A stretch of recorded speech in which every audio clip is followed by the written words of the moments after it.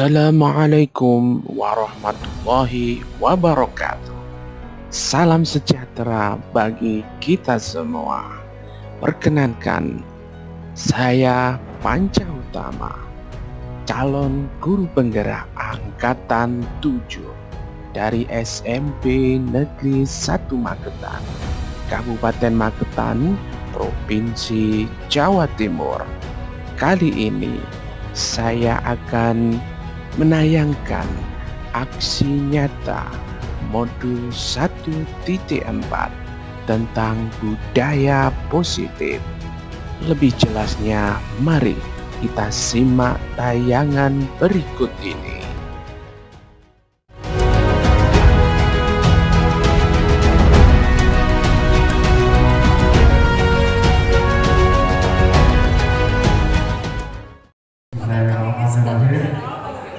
Assalamualaikum warahmatullahi wabarakatuh.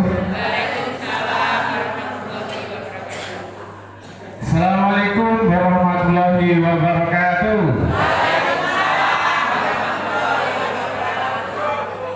Terima kasih yang saya hormati Bapak Kepala Sekolah SMP Negeri 2 Sukomoro, yang saya hormati Bapak Kepala Pendamping MGMP PPKN SMP Negeri se-Kabupaten Magetan, dan yang saya hormati Bapak Ibu peserta workshop membangun budaya positif ya, dan pengembangan perangkat ajar kurikulum merdeka yang diselenggarakan di SMP Negeri 2 Sukomoro. Mudah-mudahan hari ini semuanya sehat selalu dan bahagia, dan saya ucapkan luar biasa pada Bapak Ibu semuanya yang telah menghadiri workshop kali ini.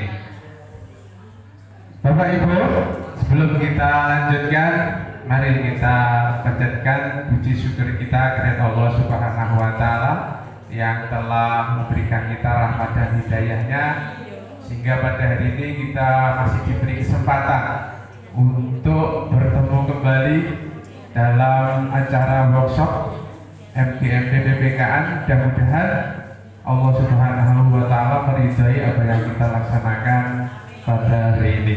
Amin amin ya rabbal alamin. Kedua kalinya sholawat serta salam tetap kita limpahkan pada junjungan kita Nabi Agung, Nabi besar, Nabi Muhammad SAW. Mudah-mudahan dengan idik Rasul di alam dunia ini nanti kita mendapatkan syafaat di akhirat nanti.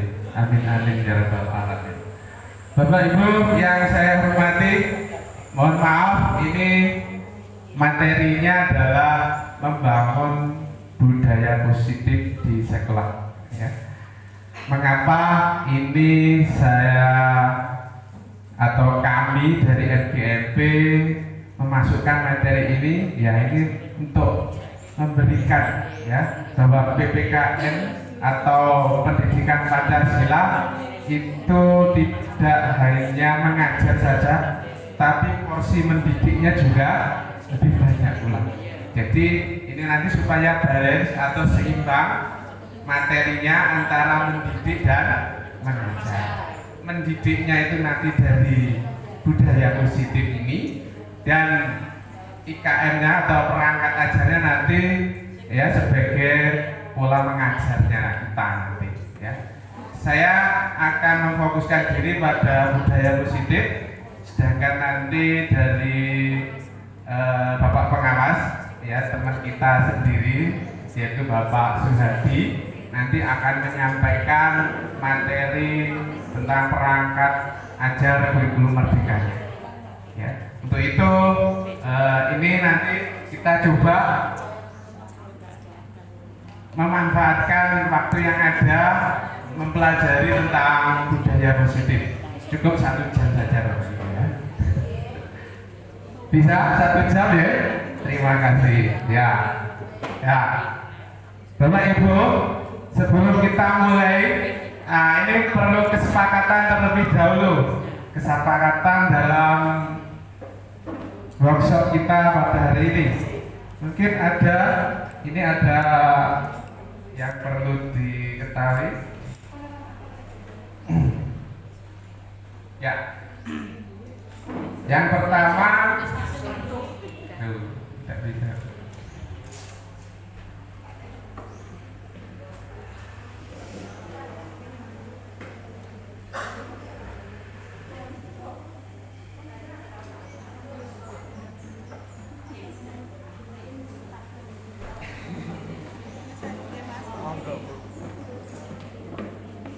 Ya masih. Ya.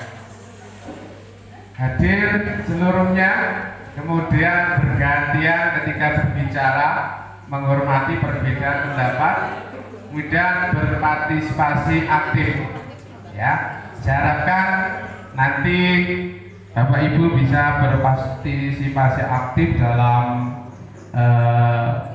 materi budaya positif kali ini, ya, maupun nanti ketika materi pembelajaran kurikulum merdeka, ya. Kemudian untuk budaya positif ini ada tujuan pembelajarannya, ya, bahwa nanti harapannya Bapak Ibu bisa memahami dan bisa mempraktekkan, ya, budaya positif bersama komunitas, yaitu kita MGRT BPKN ini minimal. Kemudian nanti bisa dilaksanakan di sekolahnya masing-masing, ya. Oke.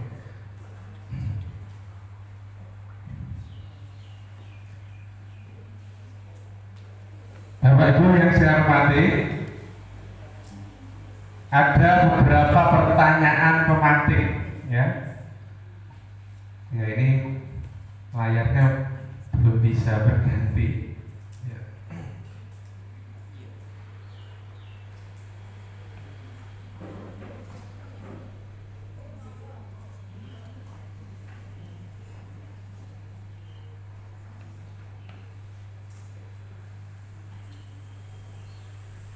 Ya, sudah kelihatan Bapak Ibu? Ya. Apakah Bapak Ibu setuju dengan pertanyaan di bawah ini? Yang pertama, hukuman dapat mendisiplinkan murid? Belum tentu, ya. Ada sebagian besar belum tentu. Ada yang setuju? Ada yang setuju, ya. Karena belum tentu berarti ada yang setuju, ya, gitu ya.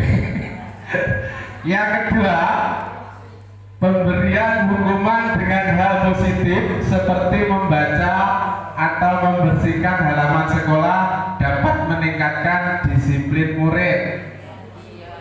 Gimana Bapak Ibu? Iya, banyak yang setuju suaranya, tapi juga ada yang belum. Ya, ada yang belum.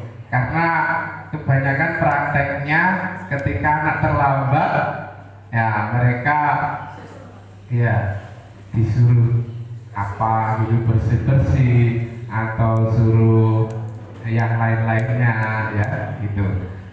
Ketiga, memberikan penghargaan dapat meningkatkan motivasi belajar murid. Iya, ini semuanya setuju, ya, karena sepakat. Namanya penghargaan itu bisa meningkatkan motivasi siswa atau murid kita. Apalagi penghargaannya ada uangnya mungkin, ya. Ada hadiah lainnya, ya. Iya, ada makanannya. Nah, ini membuat anak-anak terasa, ya, motivasinya meningkat. Ya, banyak yang setuju di sini. Nah, nanti apakah hal itu sesuai dengan budaya positif? Nah, nanti kita coba bahas bersama-sama, ya. Kita lanjutkan. Nah, selanjutnya Bapak Ibu, di dalam budaya positif itu ada namanya disiplin positif dan nilai-nilai kebajikan universal. Ya. Jadi memang apa yang disampaikan oleh Bapak Kepala Dinas tadi, bahwa kita harus bisa melaksanakan disiplin positif itu, ya. Atau katakanlah kita mampu melaksanakan pembelajaran secara positif. Apa itu disiplin positif di situ? Ya, kita coba yang pertama adalah sebuah perubahan paradigma, Bapak Ibu. Artinya dulu kita mendisiplinkan mesti di sampingnya ada hukuman. Ya. Di samping disiplin mesti ada hukuman, biasanya seperti itu supaya anak-anak kadang jerah atau anak-anak tidak melakukan lagi, anak-anak lebih ganti dengan perubahan yang baru dan sebagainya. Nah, di sini kita mencoba apa itu perubahan paradigma yang baru ini, ya. Nah, ini ada kegiatan kepalan tangan. Kelihatan bahwa itu tulisannya di situ, ya. Ada yang memerankan dari yang A dan yang B, ya. Nanti di situ ada subjeklah secari kertas kecil, tuliskan sesuatu atau benda yang sangat berharga bagi Anda, letakkan di salah satu tangan Anda dan genggam benda atau sesuatu dengan segala daya. Buatlah sebuah kepalan. Nah, dengan kemudian yang si B nanti atau teman B akan mencoba sekuat tenaga dengan berbagai cara untuk meminta Anda memberikan benda tersebut. Nah, kemudian yang B bisa membujuk, mengancam, menghardik, merayu, menyuap apa saja agar dapat membuka kepalan tangan Anda. Nah, ini apa yang terjadi? Nah, coba ada yang mau mempraktekkan ke depan, 2 orang, monggo, ya. Salah satu memegang rahasia di dalam kepala tangan tersebut dan satunya merayu sebisa mungkin di dalam kepala itu bisa terbuka. Monggo, siapa yang bisa? Kalau tidak ada, kita SBK, ya. Nanti yang keliru maju ke depan. Sepakat, ya? Siap? Oke, ya. Ya, ini SBK-nya tadi berdiri semua, nanti ya berdiri, kemudian menghitung, ya. Menghitung misalnya dari Bu Wahyu, nanti di sini, ya. Kelipatan 3 nanti do, misalnya ini 1, 2, 3-nya ganti do, tak boleh ngomong 3, ya, tapi do, ya. 1, 2, do, 4, 5, do, 7, 8, do. Nah, gitu ya. Nah, kalau saya ngomong kelipatan 3, tapi kalau saya ngomong kelipatan 4, ya ganti 1, 2, 3, dor. Nah, 5, 6, 7, dor. Ya, nanti Bu Mariati di dor nanti. Oke, sekarang berdiri ya supaya lebih menyenangkan, ya. Coba dari belakang atau dari depan? Dari depan, ya. Oke, sekarang kelipatan 3 dari Ibu Ambar. Mulai. 1, 2, dor. 5, dor. 7, 8, dor. Berapa? Maju, maaf. Maju, monggo. Saya butuh 1 orang lagi. Saya kira Ibu Wahyu tengah tinggi, Bu Wahyu bisa. Iya, mohon maaf. Iya ini lupa ini ya. Oke, selanjutnya Bu Mariati berarti ya. Persiapan ya. Kelipatan 5. Mulai. Bu Mar. 1, 2, 3, 4, Ayo cepat. Iya.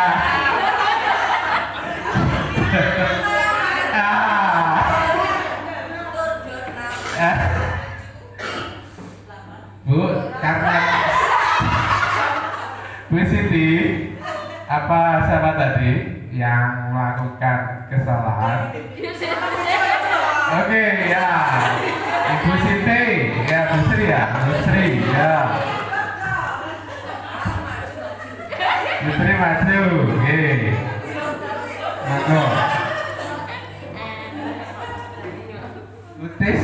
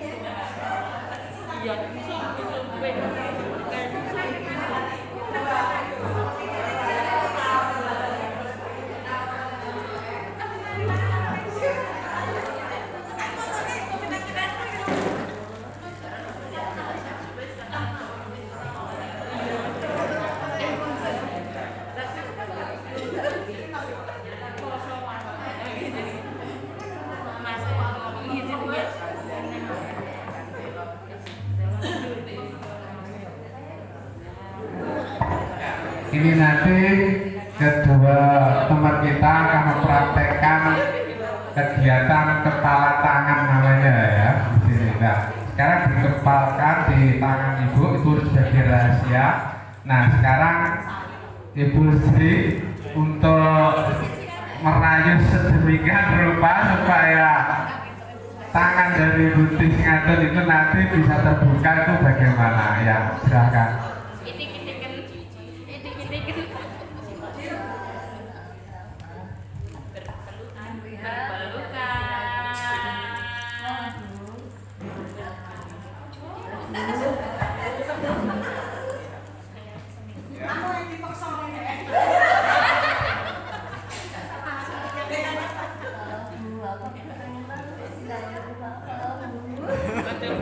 Maaf Ibu, ini karena sangat rahasia, maka ini tidak boleh.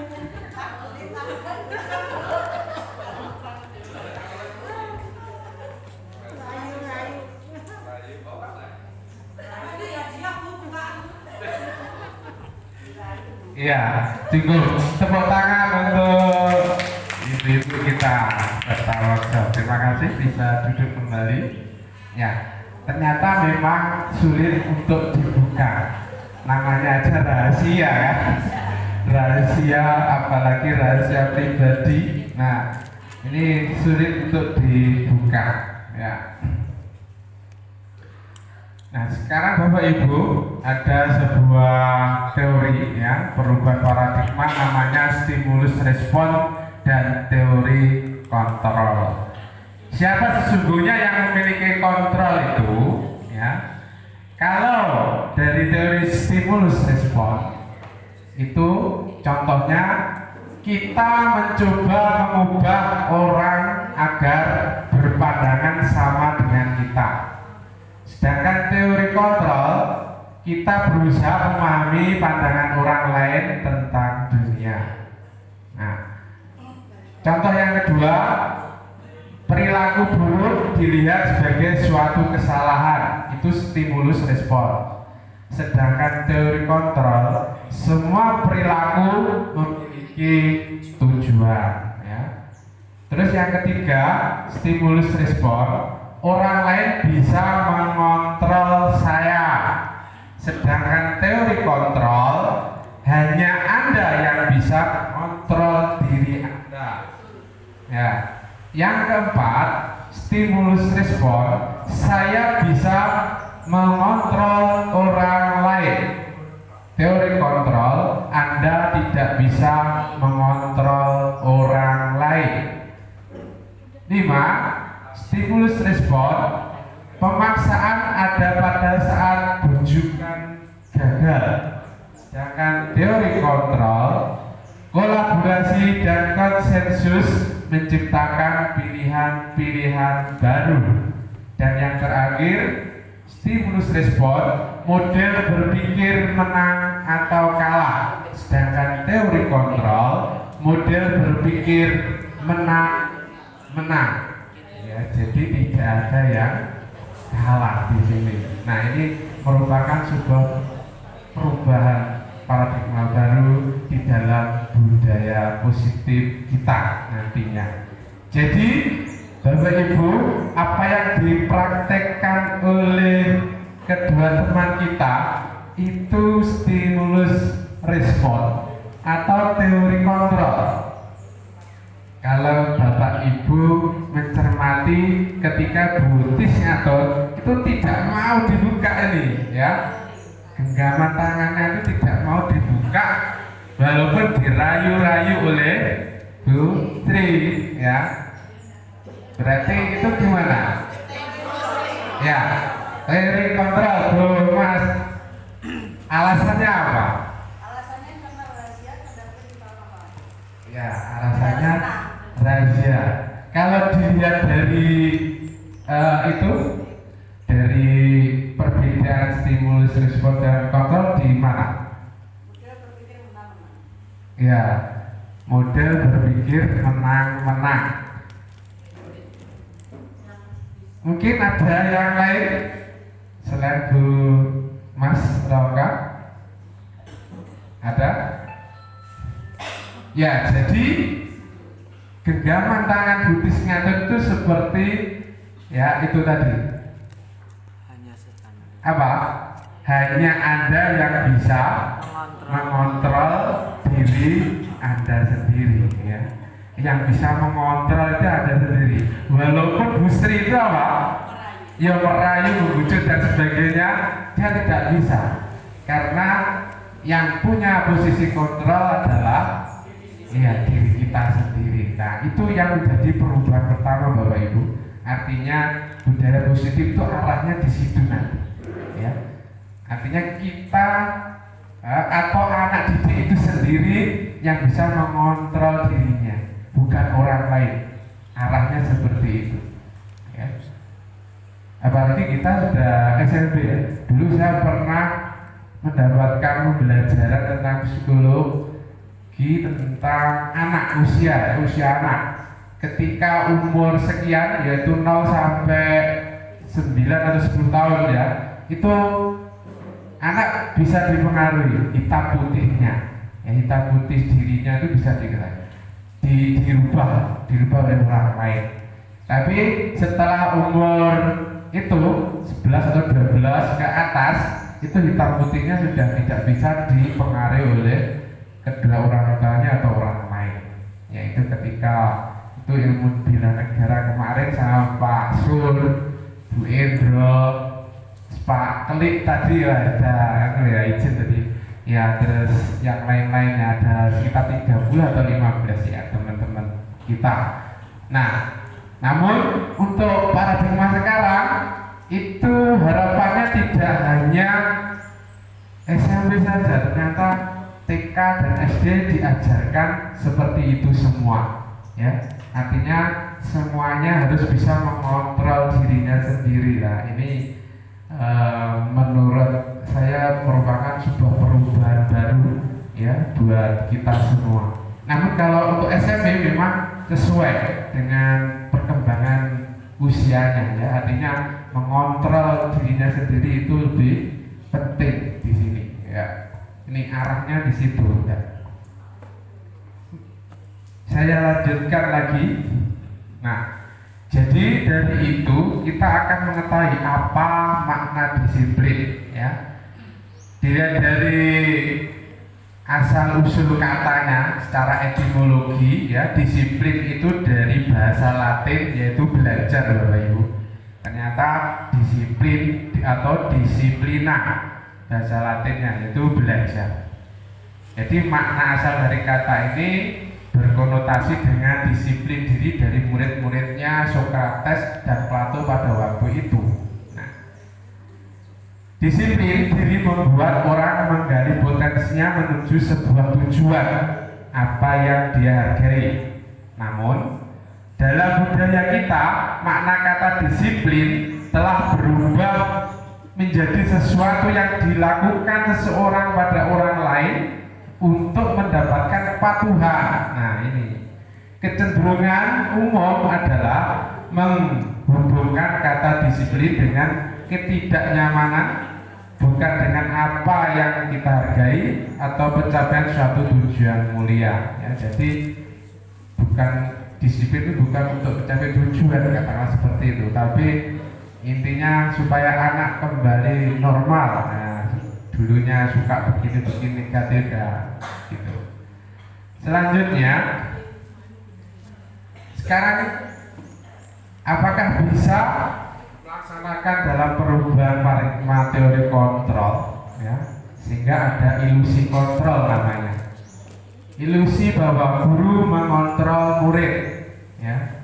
Kemudian ada ilusi bahwa kritik dan membuat orang merasa bersalah dapat menguatkan karakter. Nah, kemudian ada ilusi lagi bahwa semua penguatan positif efektif dan bermanfaat.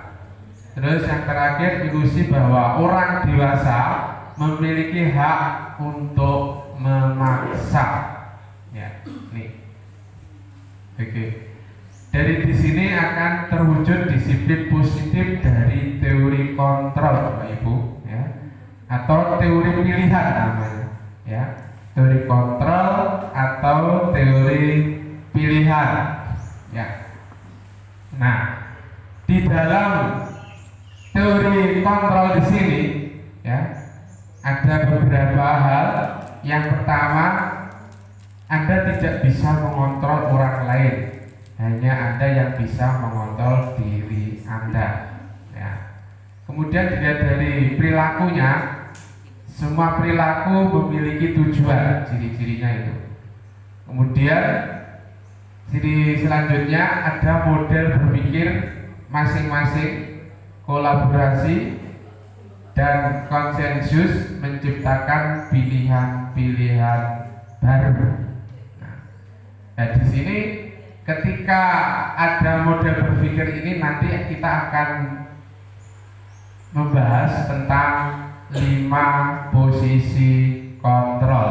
Nah, ini nanti kita akan tahu apa yang sudah kita pertanyakan di awal tadi, setujukah tadi ya atau tidak setuju. Nah, nanti akan ketahuan di 5 posisi kontrol atau 5 posisi pilihan kita nanti.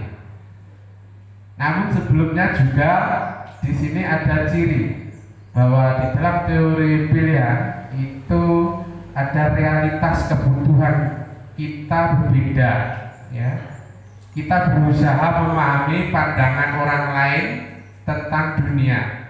Setiap orang memiliki gambaran berbeda. Jadi misalnya ada anak terlambat, biasanya di sekolah akan disamaratakan ya hukumannya, misalnya disuruh bersih-bersih semua.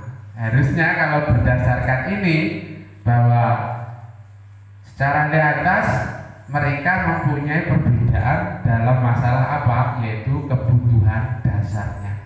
Nah, nanti ditanya dulu, nak, kamu terlambat kenapa? Ya. Mesti ada masalah 5 kebutuhan dasar tersebut. Apa 5 kebutuhan dasar tersebut? Nah, nanti kita akan melaksanakannya nanti di akhir kegiatan. 5 kebutuhan dasar tersebut atau dasar manusia di sini, yaitu yang pertama bertahan hidup, yang kedua penguasaan atau ingin berkuasa, yang ketiga kasih sayang dan rasa diterima, ya, kasih sayang dan rasa diterima. 4, kesenangan, dan yang kelima, kebebasan, ya. Kadang saya kemarin itu juga anak-anak itu alasannya macam-macam. Nak, kamu terlambat kenapa? Karena ibu dandannya lama, Pak. Iya, anak putri-putri itu apakah ini betul? Mau saya tanyakan nanti ke wali muridnya. Rencananya sendiri masih saya catat. Ada sekitar 4 anak itu anaknya cantik-cantik ya.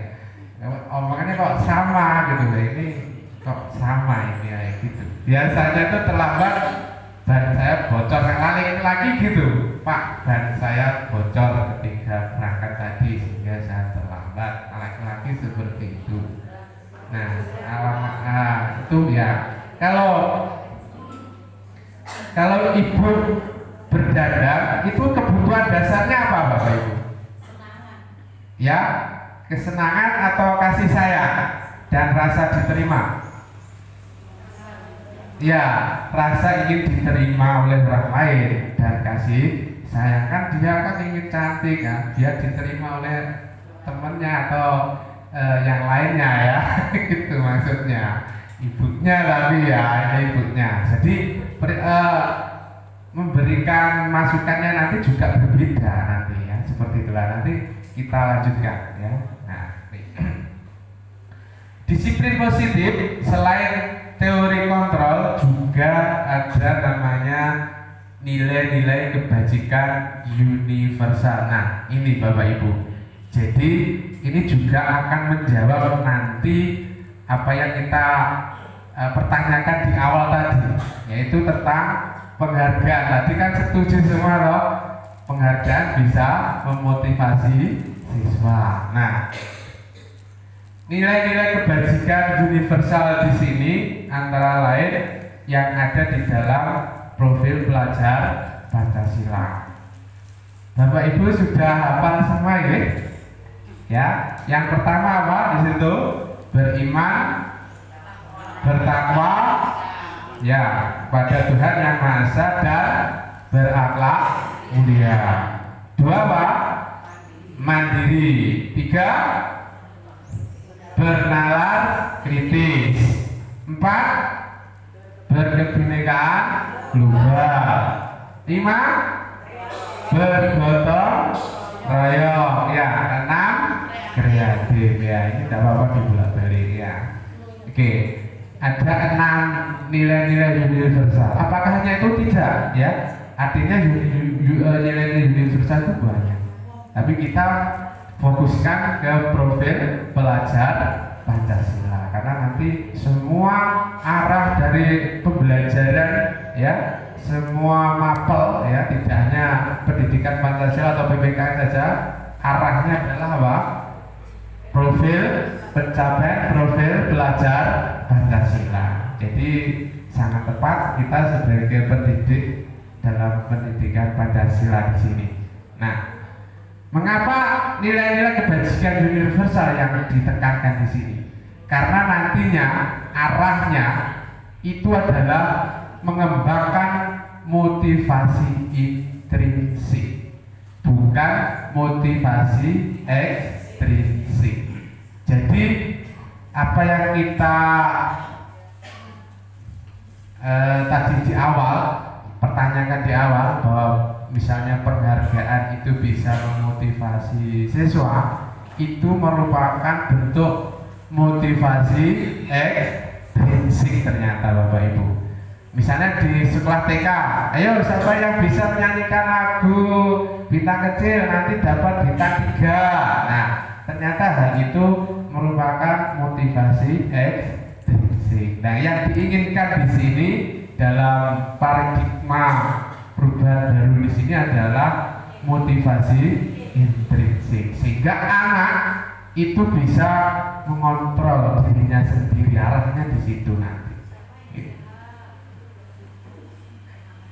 Nah, sekarang kita mencoba untuk membahas tentang teori motivasi, hukuman, penghargaan, dan restitusi.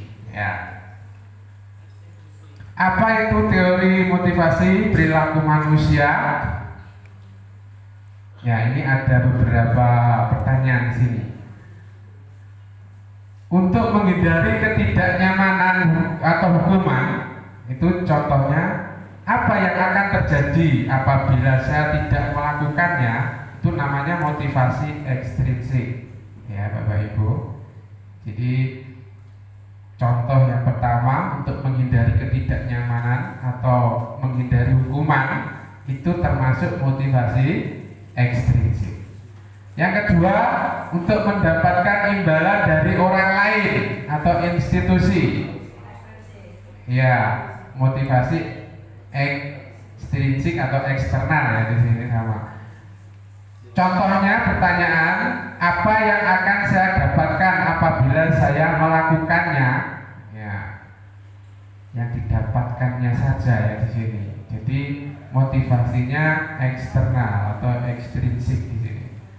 Kemudian yang ketiga, untuk menghargai diri sendiri. Ya, pertanyaannya, misal saya akan menjadi orang yang seperti apabila saya melakukannya. Ya, ini termasuk motivasi internal atau intrinsik ya. Karena ada tujuan disiplin positif. Jadi ada titik beratnya di situ, tujuan yang akan dicapai. Ya, saya akan menjadi bla bla bla bla. Saya akan bercita-cita bla bla bla. Nah, ini termasuk apa? Tujuan disiplin atau motivasi intrinsik. Ya. Nah, hal itu sesuai dengan apa yang diamanatkan oleh Bapak Pendidikan kita. Siapa Bapak Ibu ini? Gambarnya? Ya, Bapak Ki Hajar Dewantara. Beliau mengatakan merdeka itu artinya tidak hanya terlepas dari perintah, akan tetapi juga cakap buat memerintah diri sendiri. Ya, jadi ada kebebasan. Ya, kebebasan secara ekstrinsik tadi, ada kebebasan secara intrinsik. Jadi anak-anak nantinya punya kebebasan secara fisik maupun secara mental. Yang dikatakan secara mental inilah yang dikatakan merdeka menurut Ki Hajar Dewantara. Ya, merdeka secara mental di situ.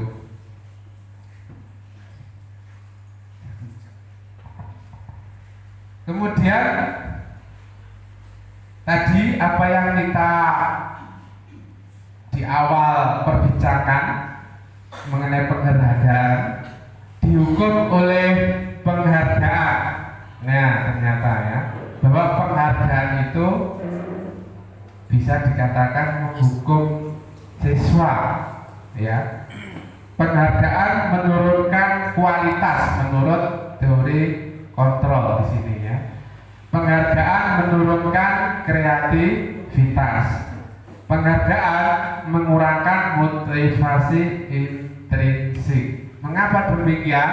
Karena yang diinginkan di dalam teori kontrol itu tidak hanya anak 1, 2 saja, 1, 2, 3 saja, tapi siapa? Semuanya. Sehingga membebani anak-anak yang rankingnya nomor 1 dari bawah ya, kasihan dia malah semakin turun ya, kasihan sekali. Saya juga memahami di situ ketika di dalam ruang guru itu mesti, oh ini anaknya harus paling pinter ini, yang dipakai ini aja, kalau lomba-lomba cukup ini aja. Nah, sehingga apa yang terjadi di sekolah itu yang ikut lomba tuh ya itu aja. Nah, sebenarnya setiap anak itu punya kompetensi ya masing-masing, punya kemampuan masing-masing ya. Jadi hal inilah yang menyebabkan ada teori kontrol seperti ini ya. Dan kemarin saya juga ditanyakan oleh wali murid banyak juga, Pak, di kelasnya Bapak kok enggak pakai ranking toh? yang lainnya aja ada rankingnya. Nah, saya jelaskan ini bahwa saya di sini istilahnya membawai tidak hanya 1-2 anak, tapi semua anak supaya semuanya itu tidak merasa minder dan sebagainya ya, dengan persoalan ini. Namun kalau ingin tahu bisa dilihat dari lekturnya ya, nanti saya jelaskan secara pribadi tidak secara umum ya. Misalnya itu tidak apa-apa. Lupa karena ini nanti dipakai untuk kursus misalnya LBB itu menginginkan beasiswa dan ini kan pribadi, nanti bisa secara pribadi dengan Pak Panca misalnya seperti itu. Oke. Nah, selanjutnya, di sini contoh-contohnya tindakan guru. Contoh mencatat 100 kali di dalam buku kalimatnya, saya tidak akan terlambat lagi karena terlambat ke sekolah. Ini termasuk hukuman atau konsekuensi. Ini hukuman ya. Contoh kedua, lari mengelilingi lapangan basket 2 kali karena terlambat hadir di sekolah. Hukuman atau konsekuensi, Bu? Bapak? Hukuman ya, termasuk kategori hukuman. 3, murid diminta untuk push up 15 kali karena tidak menggunakan masker ke sekolah. Hukuman atau konsekuensi? Hukuman. Terus menggantikan kertas tugas teman yang telah dicoret-coret. Iya, konsekuensi. Oke. Jadi itu contoh tindakan guru dalam kegiatan apakah hukuman atau konsekuensi. Ya, jadi ada perbedaan hukuman dan konsekuensi, Bapak Ibu. Kalau hukuman itu sesuatu yang menyakitkan ya, yang harus terjadi. Sedangkan konsekuensi sesuatu harus terjadi. Nah, kemudian kalau hukuman itu paksaan, sedangkan konsekuensi itu stimulus tanggapan. Ya. Kemudian kalau hukuman itu konsep diri yang buruk, kalau konsekuensi konsep diri yang baik. Nah, selanjutnya yaitu tentang ya, ini konsekuensi hukuman dan restitusi ya. Di sini terbagi menjadi 2. Kalau identitas gagal itu hukuman ya, kita menggunakan tindakan hukuman. Tapi kalau identitas sukses, tindakan guru adalah termasuk bagian dari disiplin positif ya. Apa itu disiplin positif? Ada 2, konsekuensi dan restitusi ya. Nanti kita jelaskan. Nah, apa itu restitusi? Nah, ini merupakan disiplin yang kita harapkan nantinya ya, yang kita harapkan.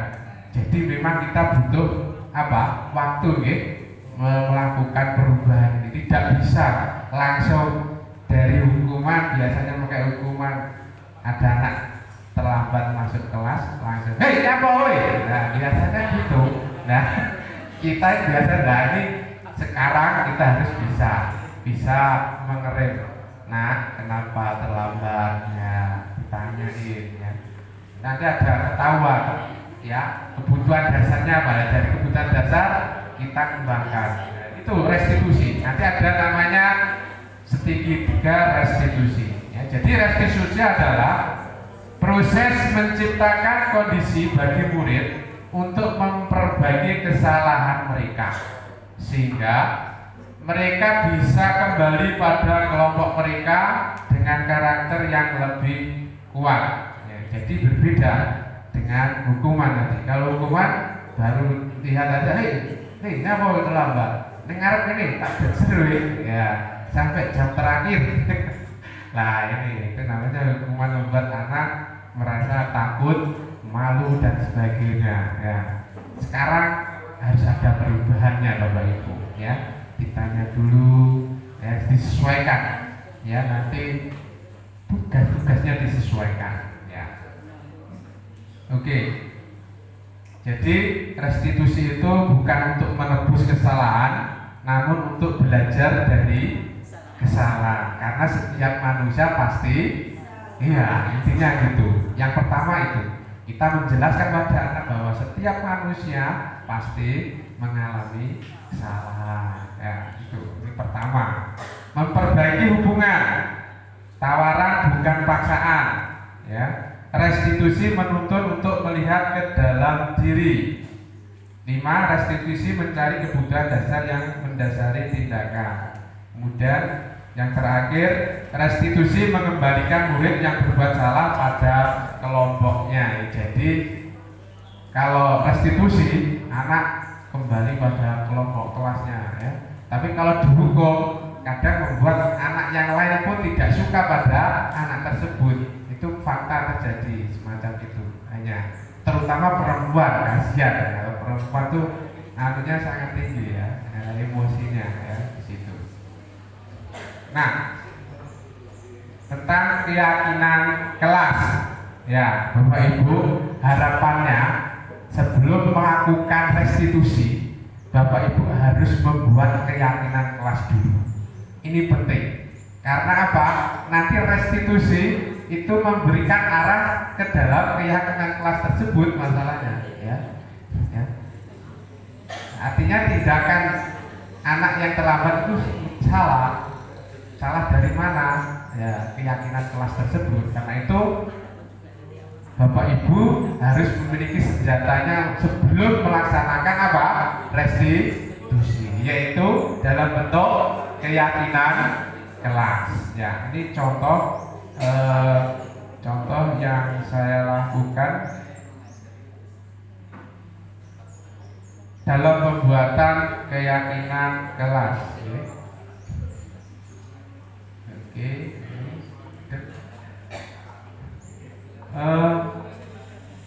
Apa? Shot untuk shotnya tadi dari sini ada bapaknya tadi, minta bapak. Ya di sini ya ada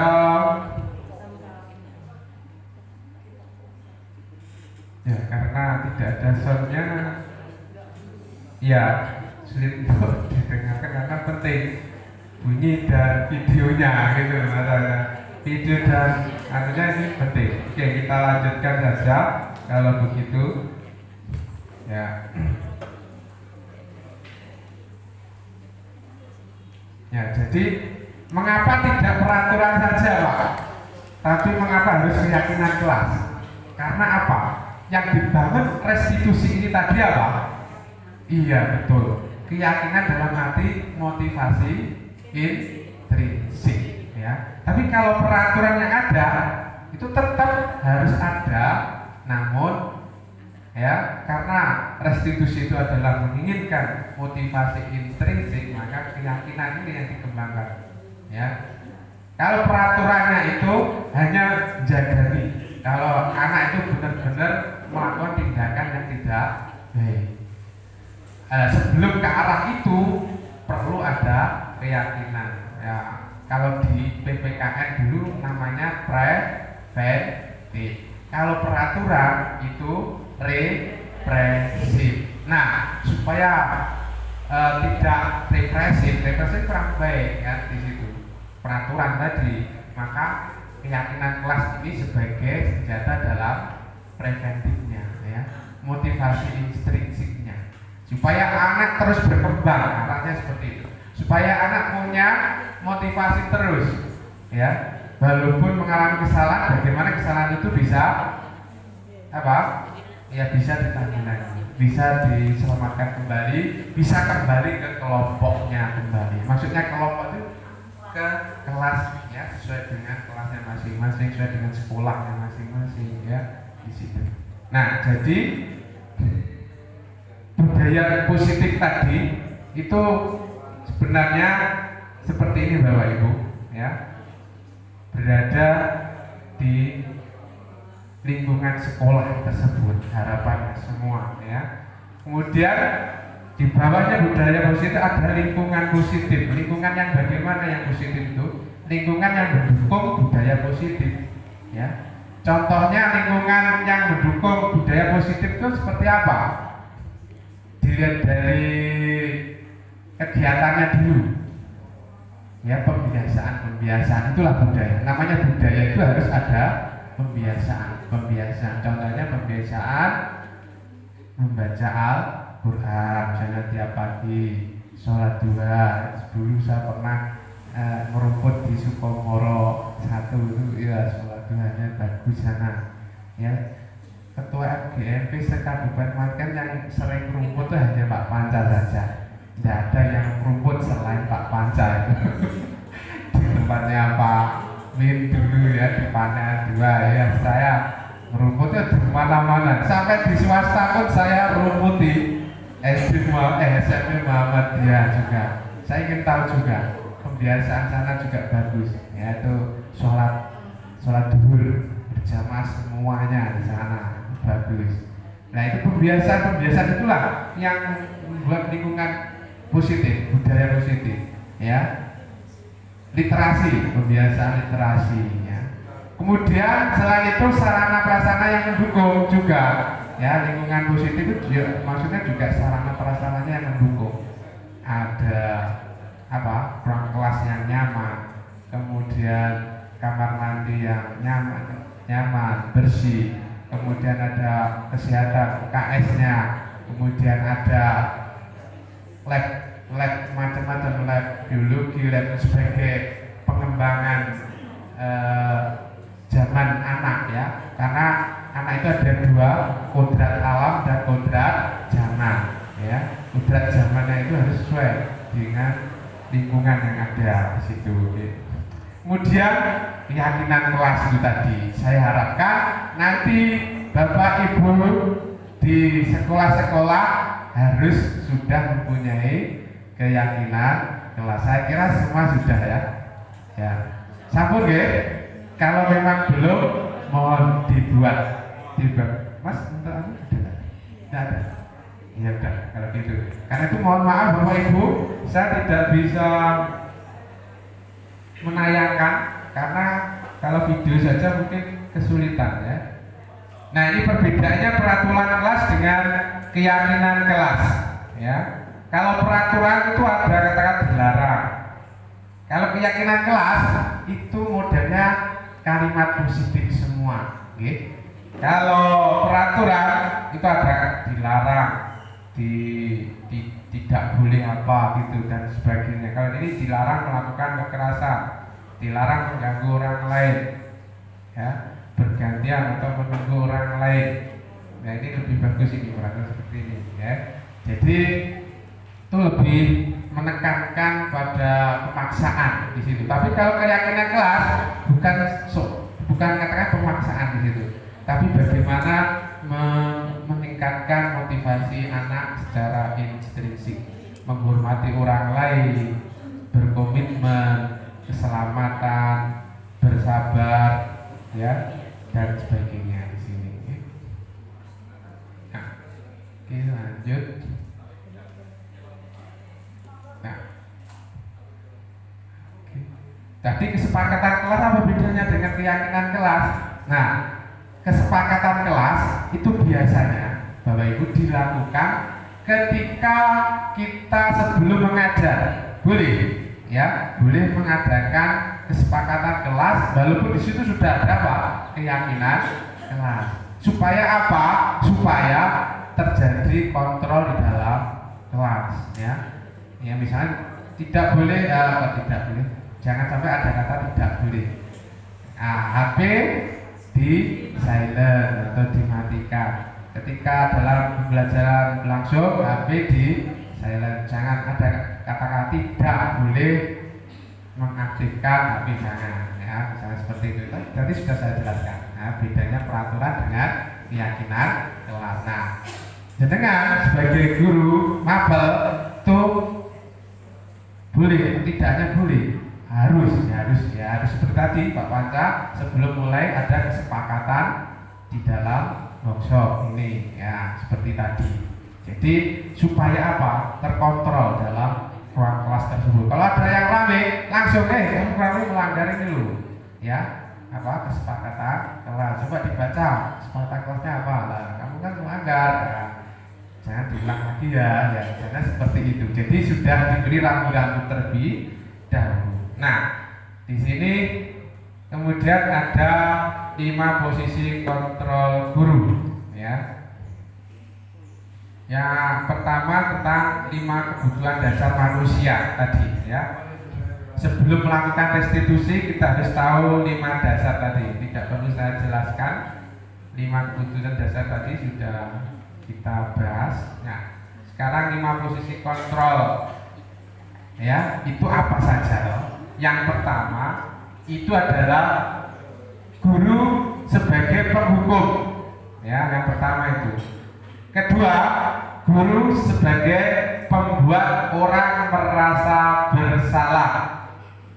Nah, di sini yang perlu kita hindari ya, karena ini masuk dalam identitas gagal dalam teori paradigma baru, yaitu teori kontrol tadi ya. Yang ketiga, guru sebagai teman ya, posisinya sebagai teman.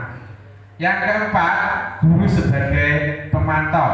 Di sini dikatakan dalam teori kontrol sebagai identitas berhasil atau sukses. Namun di sini tadi masih dalam bentuk apa? Motivasi eksternal ya, eksternal atau ekstrinsik ya. Tapi boleh ya lah. Yang diharapkan yang paling tinggi kedudukannya yaitu guru sebagai manajer. Harapannya tidak ada guru nanti, kepala sekolah seperti itu, sehingga Bapak Ibu bisa mengetahui ini kepala sekolah saya itu masuk di mana, masuk dalam penghukum atau sebagai teman atau sebagai manajer, bisa mengetahui dari sini. Karena sekarang dalam kurikulum Merdeka arahnya di sini ya. Jadi harapannya Bapak Ibu ini sebagai manajer, karena sebagai manajer di sini ada kegiatan restitusi tadi yang sudah saya jelaskan di depan tadi ya, restitusi ya. Oke, kita lanjutkan. Nah, ini termasuk kegiatan guru ya, dalam hal tadi masuk yang mana maksudnya gitu ya, penghukum, terus membuat rasa bersalah sebagai teman, pemantau atau manajer ya. Contohnya ini yang pertama, saya kecewa sekali dengan kamu ya, bla bla bla bla. Ini termasuk apa? Membuat orang merasa bersalah. Gurunya itu membuat orang merasa bersalah, buat anaknya bersalah. Salah terus saya kok ini lah, oke, nah semacam itu ya. Kemudian yang kedua, kamu tidak pernah, ada kata-kata tidak pernah benar melakukannya. Nah, kata-kata tidak pernah itu menghukum, itu sudah ya, menghukum siswa. Kemudian ada kata-kata ayolah lakukan demi ibu bapakmu, misalnya bapak, itu sebagai teman ya, contoh sebagai teman. Terus apakah kamu mau mendapatkan stiker bintang hari ini? Nah, ini anak-anak TK biasanya seperti ini ya, pemantau ya. Jadi memberi penghargaan ya, memberikan ranking 1, ranking 2, ranking 3. Nah, itu termasuk apa? Pemantau ya Bapak Ibu ya, memberi uang karena kamu dapat nilai 90, tak kei permen coklat misalnya ya, itu termasuk apa? Pemantau ya, pemantau. Apakah boleh? Boleh, tapi di level tadi pemantau motivasi ekstrinsik. Namun mereka-mereka yang ada di ini itu mengharapkan ke arah motivasi intrinsik, yaitu restitusi ya. Nah, yang ketiga, yang terakhir maksudnya, bagaimana kamu bisa menyelesaikan masalah ini? Nah, ini contoh dari seorang manajer, ya, seorang manajer. Oke. Nah, sekarang ini yang saya katakan segitiga restitusi. Artinya Bapak Ibu, Pak, ini kegiatannya BK kok diserahkan ke guru, ini gimana? Enggak, ya, sekarang ada perubahan, ya. Jadi guru-guru harus bisa membuat restitusi, melakukan kegiatan manajer nantinya, ya. Arahnya nanti semua guru jadi pemimpin pembelajar, inilah, ya. Karena nanti arahnya semua guru adalah pemimpin pembelajar, minimal itu pemimpin belajar di dalam kelas masing-masing, minimal di situ. Bagaimana caranya? Ya, yang pertama di bawah ini, yaitu menstabilkan identitas. Ya, anak-anak yang misalnya masalah tadi terlambat dan sebagainya, itu distabilkan dulu. Ya, distabilkan. Yaitu contohnya bahwa berbuat salah itu tidak hanya kamu, tapi Bapak Ibu, saya juga pernah mengalami semacam itu, ya. Namun, nah itu nanti, namun, nah itu masuk ke yang kedua, ya nanti. Ini yang pertama itu menstabilkan, yang kedua memvalidasi kebutuhannya, Pak. Ya, kebutuhan dasar yang dia lakukan itu apa tadi? Melakukan kesalahan-kesalahan tadi. Ya, jadi ada pertanyaan-pertanyaan nantinya. Kamu bisa saja melakukan hal buruk, tapi kamu tidak melakukannya, kan? Nah, semacam itu misalnya. Kamu pasti punya alasan mengapa melakukannya. Nah, ini alasannya apa? Ini kebutuhan dasar kita korek di situ. Ada berapa tadi, Bapak Ibu? Kebutuhan dasar. Iya, betul, 5, ya. 5 kebutuhan dasar. Nanti pasti ke arah itu, di mana tepatnya. Nah, kalau sudah tahu, nah, maukah kamu belajar cara lain untuk mendapat yang kamu butuhkan tanpa harus memukul misalnya karena berkelahi, ya. Nah, itu. Terus yang ketiga ini, ya, menanyakan apa, Bapak Ibu? Keyakinan, ya, minimal keyakinan kelas. Kalau tidak, keyakinan kamu itu seperti apa? Ya, kamu itu ingin menjadi apa misalnya? Ingin jadi dokter, Pak. Lah, di dalam jadi dokter itu menurut kamu itu seperti apa? Ya, yang dibutuhkan sebagai seorang dokter itu harus seperti apa? Nah, dikoreksi seperti itu, akhirnya anak akan menyadarkan dirinya. Harapannya seperti itu, Bapak Ibu. Ya, oke. Nah, sekarang mari kita berdiskusi, ya. Coba Bapak Ibu, sebelumnya akan saya beri materi lewat kuisis, ya. Nanti bisa dikerjakan secara kelompok ini, ya, bisa secara kelompok atau mandiri, monggo. Ya, secara kolaborasi, ya. Nih. Oke.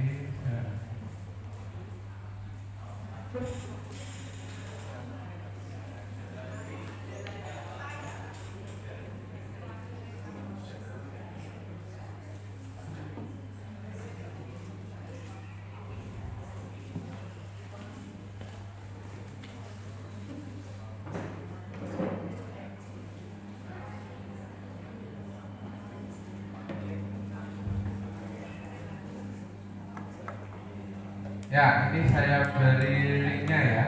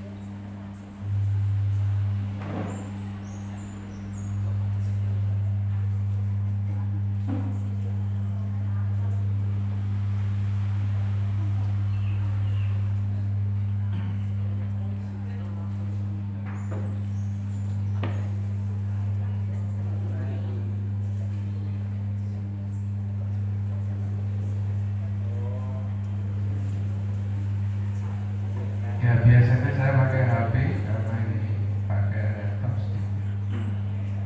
Itu waktu.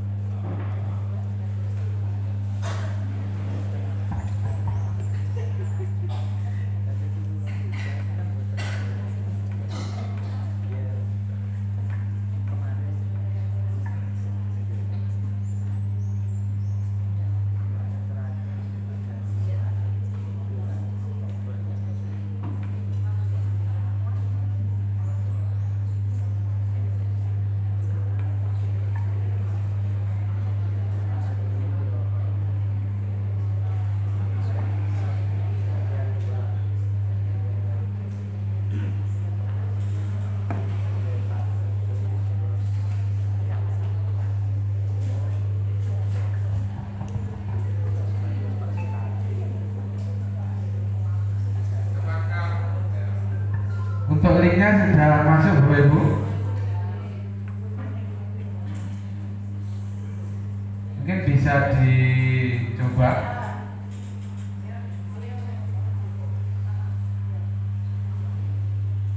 Bisa dicoba dulu mungkin.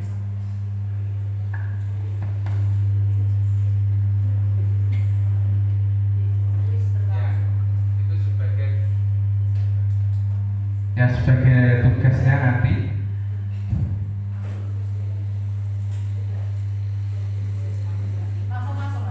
Ya, langsung masuk saja karena di sini tidak. Rencana saya memberikan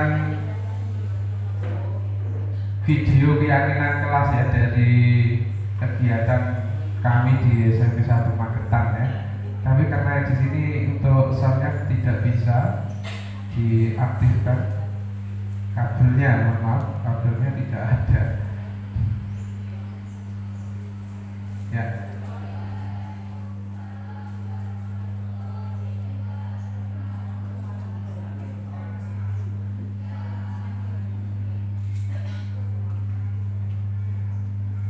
Ya, nanti akan saya kirim ke grup ya, ke grup saja untuk videonya gitu. Nanti videonya tentang keyakinan kelas supaya nanti bisa membuat di sekolah masing-masing. Dan ini juga tidak bisa saya sudah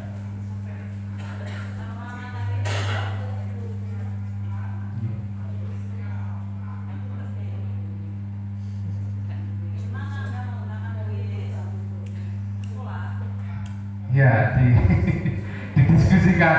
Tadi sudah ada, tinggal mendiskusikan saja.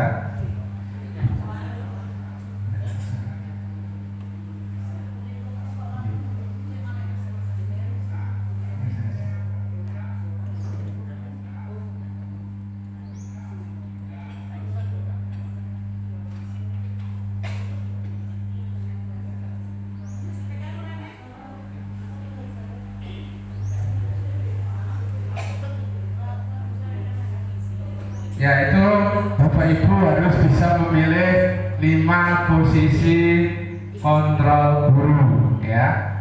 Apakah Bapak Ibu sebagai apa tadi? 1 penghukum, guru penghukum. 2 guru ya. 3 ya guru sebagai teman. 4 sebagai pemantau. Dan terakhir sebagai sebagai manajer gitu.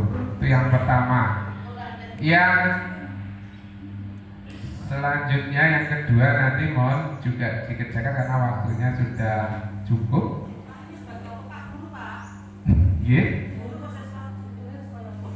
Sebagai guru ya, itu sebagai guru itu. Dia itu berkata sebagai guru bukan siswa.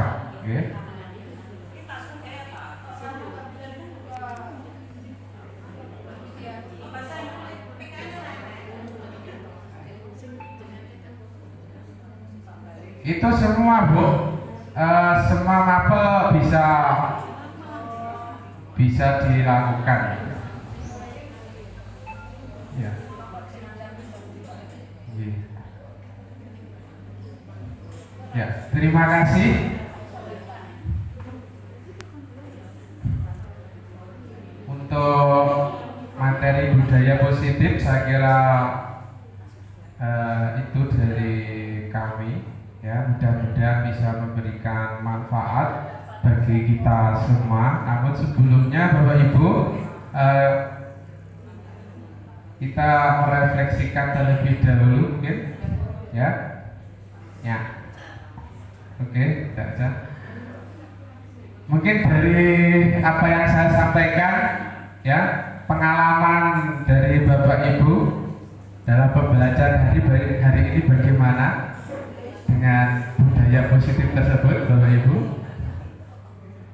Mungkin Bu Mariati bisa bagaimana pengalaman dengan pembelajaran pada hari ini, Bu Mariati. Pembelajaran hari ini benar-benar Ya. luar biasa, Pak Panca. Ya. Terima kasih.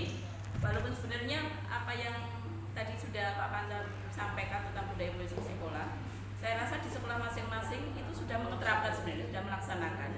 Cuma mungkin kita setelah tadi dari pembelajaran dari Pak Panca tadi ternyata ada pemilahan.